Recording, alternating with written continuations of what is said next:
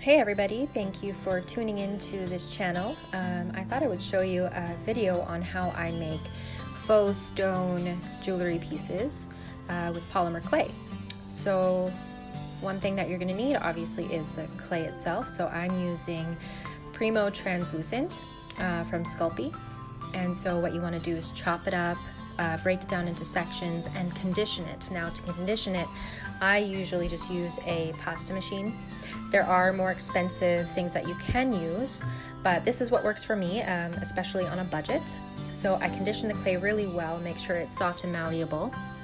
And then I chop it up into little pieces. I've picked out some alcohol inks that I'm going to be using. So we're kind of going for like a pink and browns and golds, those kinds of shades to make it really fun. Works anytime for any time of the year. So if you're wanting something for fall or autumn, this would be a great blend that you could work with, or it's great for even during the summer. But they're just really fun colors to work with. So I chop up my first section into little bits. I'm using a little bit of cornstarch just to stop the clay from being so sticky, and I can, move it around a little bit better. Then I'm gonna start chopping up my second section. So I like to do this that way the colors don't blend together too much and become just a muddy mess. So what I'm doing here is just, again, chopping it all up into small pieces. I'm looking over the pieces, deciding, do I want big chunks, do I want small chunks, maybe a mix of both, which is usually what I do. And we want different shapes. We don't want them all to just be little cubes, but to have different shapes to them, so it just adds a lot of dimension. So I've separated it. I've got some wax paper underneath so it doesn't make a complete mess, although the alcohol inks still do leak through a little bit. I'm separating the clay again, and here we go with this really beautiful bright pink color. And so we're just making sure that each piece is coated nicely. I'm adding a little bit of white because the pink was a little bit bright for me, so I'm just trying to tone it down a little bit.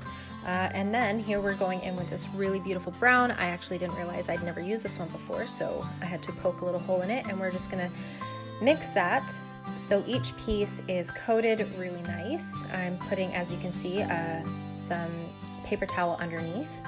So I let those dry a little bit. I don't know if you can tell, but they're no longer shiny, and I'm just using some white acrylic paint. So this is just going to add another layer of dimension to these pieces, and it's going to make them really pop once it's all finished. I like working with the acrylic paint because it just adds a really nice little bit of detail in there, and you only need a small amount. I promise you, don't go heavy in with the paint. Just a small amount is more than enough. Too much is going to make your clay break apart, so just be careful with that. And then there's the gold leaf sheet that we've added in, and I'm just mixing it all together. And here you can see I'm working away at a liquid clay in gold that is completely out. So instead I just switched over to my pearl liquid clay, and it's still going to look nice. I did want to use the gold, but hey, you got to work with what you've got. So here I am pounding away on this, and you only need a small amount. It's just to stick everything back together because the acrylic paint tends to not dry the pieces out, but it just makes it harder for it to adhere to each other. So with the liquid clay, that's going to solve that problem. Now I've created this block, I've mushed it together, I've manipulated it, and we're going to let that cool. So, and then let's clean our workspace as well. So that block is going to dry. I kind of cut through this video a little bit, but here we are. We've got a nice clean space to work with again. And now I'm just thinking about to myself how I need a background, and I don't want it to, I want it to look nice with the pieces and not, I want it to still be bright. So I mix in some white clay into the translucent, so it'll still be translucent, light will still shine through. And we're just going to cut into our block now, and you can see that the pattern came out beautifully, and I'm just going to make slices. It's all going to get layered down onto that translucent slab, and well, you'll see how it all turns out. I'm not doing the slices too thick, but I'm also not doing them too thin because this is going to go through the pasta machine, and I'm going to go only a little bit at a time to decide on how thin I want it, because I don't want to lose the patterns, but I also want enough that I can make a really nice sized batch out of all of this.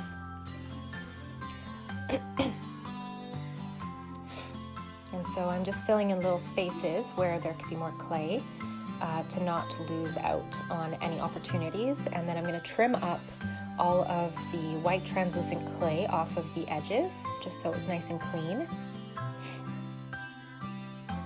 And then we're going to run this through the pasta machine after I roll it out one more time. So I'm just making sure it's really good and on there.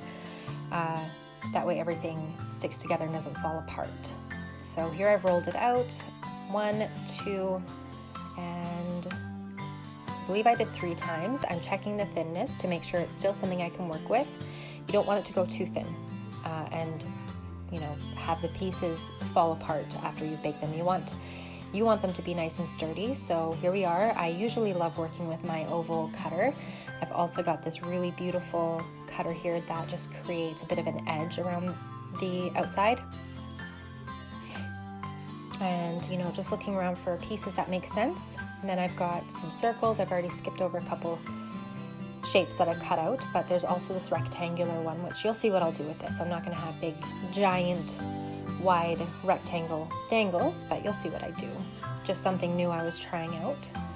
And then, of course, we need some small circles because everybody loves studs. So got different sizes. I like to do a small size and then a mini size, and that way it works for people who like the small earrings, but also for little ears as well, little girls who, you know, maybe they want some pretty pink studs. And this is what it's a skeleton pull, but I always find when I'm working with translucent clay and all of these added little alcohol inks and everything, that you can't just pull the slab off to reveal all the shapes. You have to kind of go in between and pick out all the pieces. It's a little extra work, but it is worth it. Take your time, don't rush it. And then I'm placing it all on my little tile that I'm going to be baking this on. And, you know, it's okay if they're touching. You know, once it's baked, you just slide it off and it works really easily. But you can see here now with that rectangular piece that all I did was I just cut down the middle. So and then you can see a couple on the side there. I'm sorry for the angle that I recorded this at. At this point, I wasn't really paying too much attention. I was just trying to get the work done.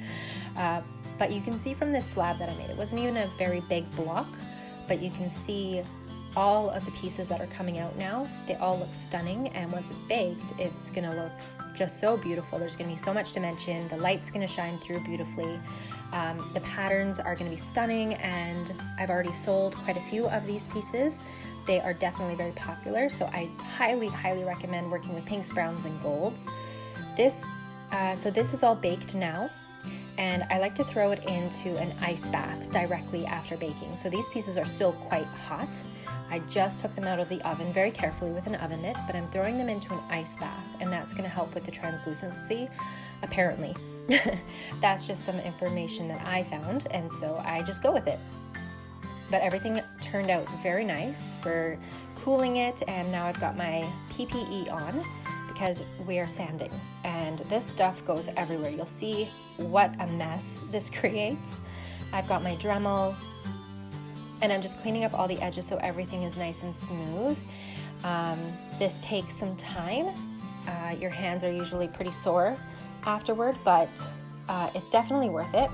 But you can see my hands are getting covered already, which is why you definitely want to have your glasses on and some kind of protective over your mouth, just so you're not breathing in all of those fine little particles.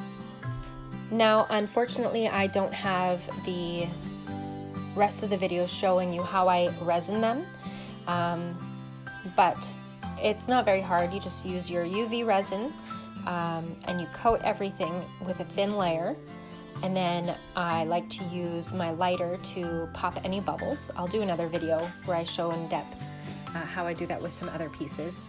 But for now, I'll just explain to you. So you would just pop those bubbles with the lighter, with the fire from the lighter, and then you put it under a UV lamp.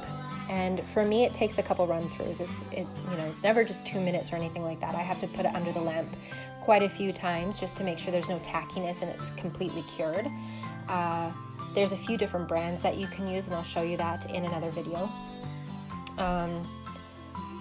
But all of these pieces, once it has the UV resin on top, you can see all of the little details. It just pulls everything back out that gets lost. I find the UV resin helps to show all the dimensions and the depth to each of these pieces, and there is a lot. So right now everything looks very messy. It doesn't have any shine to it.